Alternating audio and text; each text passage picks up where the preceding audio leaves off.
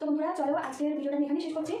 যারা আমার গবেষণার ভিডিও দেখে তোমাদের সবাইকে বলছি, যদি আমার ভিডিও তোমার ভালো লেগে থাকে তাহলে অবশ্যই একটা লাইক করে একটা করে কমেন্ট করে দিও। আর নতুন বন্ধু যারা দেখছো তোমরা যদি আমার ভিডিওর কোনো অংশ তোমাদের ভালো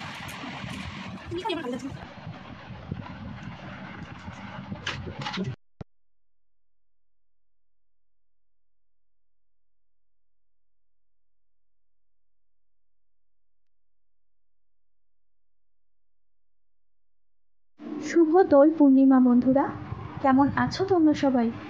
আশা করছি সবাই খুব ভালো আছো, আর তোমাদের ভালোবাসায় আমিও ভালো আছি।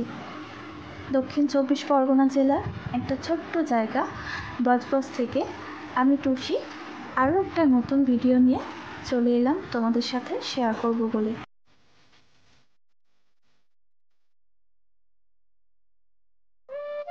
আজকে আমি আমার গোপাল সোনার সাথে তোমাদের সবাইকে পরিচয় করে দেব বলে এই ভিডিওটা বানিয়েছি। এটা হচ্ছে আমার গোপাল সোনা, আমার নাড়ু সোনা। গোপাল সোনাকে নেওয়ার আমার অনেক দিন থেকে ইচ্ছা ছিল যে আমি গোপাল সোনাকে রাখবো আমার কাছে, কিন্তু নেব করে নেওয়া আর হয় না, অনেক বাধা বিপত্তি থাকে, সেই জন্য নেওয়া হয়নি। তো যাই হোক, অনেক বাধা বিপত্তির পরেও আমি গোপাল সোনাকে নিয়ে এসেছি আমার বাড়িতে। আমি পুরীতে বেড়াতে গিয়েছিলাম, সেখান থেকে গোপাল সোনাকে নিয়ে এসেছি। বলতে পারো এক প্রকার জোর করেই গোপাল সোনাকে আমি নিয়েছি। আর গোপাল সোনাকে এনে আমি একটা শুভ দিন দেখে পুজো করবো বলে রেখে দিয়েছিলাম।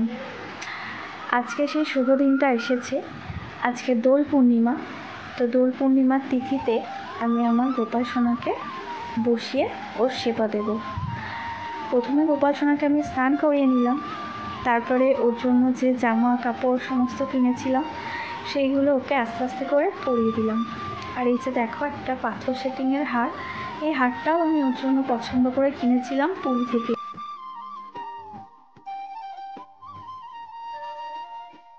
সোনাকে আমি জামা পরিয়ে সাজিয়ে গুছিয়ে দিয়েছি, এবারে এই বাঁশিটা ওর হাতে দিয়ে দেব। আমার গোপাল সোনা যখন আসেনি আমার কাছে তখন থেকেই আমার কাছে এই বাঁশিটা কিন্তু ছিল। কত সুন্দর লাগছে দেখো আমার গোপালকে সেজে গুজে। বাঁশিটা ছিল, শুধু গোপাল ছিল না আমার কাছে। গোপাল আসতে ওর হাতে আমি বাঁশিটা দিয়ে নিশ্চিন্ত হলাম। তো ওকে সাজিয়ে গুছিয়ে বসিয়ে দিয়ে তারপরে ওকে যে ভোগটা আমি দেব সেইটা সমস্ত কিছু রেডি করে নিচ্ছি। আসলে আমি কিছুই বানাতে পারিনি, কারণ আমার শরীরটা অতটাও ভালো না, শরীরটা খুবই খারাপ। সেই জন্য ওর জন্য সব কিছু আমি কিনে আনিয়েছিলাম, ফল থেকে মিষ্টি থেকে কিছু শুকনো খাবার, চকলেট, যা কিছু দিয়েছি ওকে আমি কেনা খাবারই দিয়েছি।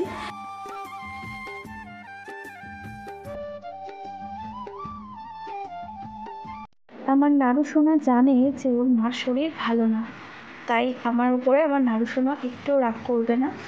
আমি যতটা পেরেছি ততটাই ওর জন্য করেছি। আর যখন আমার শরীরটা ঠিক থাকবে, ভালো থাকবে, তখন ওর জন্য আরও বড় করে আয়োজন করব। আমার নাড়ু সোনা যেন আমাকে সেই ক্ষমতাটা দেয়।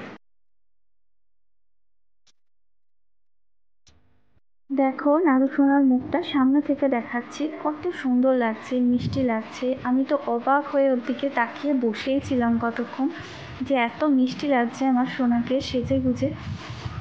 শুধু তাকিয়েছিলাম অনেকক্ষণ ওর দিকে।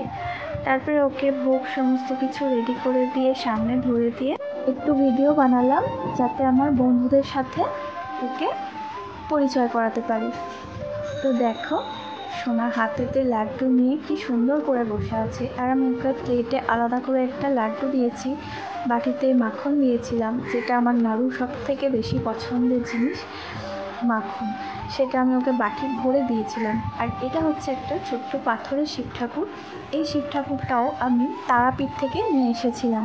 তো দুটো জায়গাতে বেড়াতে গিয়ে, দুটো তীর্থস্থানে বেড়াতে গিয়ে দুজনাকে আমি বাড়িতে নিয়ে এসেছি। এক জায়গা থেকে শিব ঠাকুর এনেছি, আর এক জায়গা থেকে আমার নাড়ু সোনাকে এনেছি। নাড়ু সোনা আর ভোলানাথ দুজনকেই আমি খুব যত্ন করে আমার কাছে রেখে দিয়েছিলাম। তো শিব ঠাকুরকে আমি শিবরাত্রির দিন বসিয়ে উদ্বোধন করেছি, পুজো করেছি।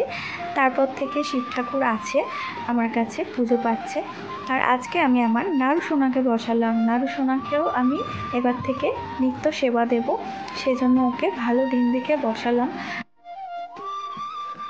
তো বন্ধুরা, দেখতেই পেলে আজকে আমি আমার গোপাল সোনাকে প্রতিষ্ঠা করলাম। গোপাল সোনাকে আমি পুরী থেকে নিয়ে এসেছিলাম, তো প্রতিষ্ঠা করা হয়নি যেহেতু শুভ দিন পাইনি, সেজন্য আজকে দোল পূর্ণিমা। আমি ভেবেছিলাম আজকের দিনে আমার গোপাল সোনাকে আমি বসাবো, তো আজকে আমি ওকে বসালাম। ওর জন্য সেরকম কিছুই আয়োজন করিনি, আমি খুব সামান্য আয়োজন করেছি, যেটুকু পেরেছি আমার সাধ্য মতন ওকে আমি বসিয়েছি।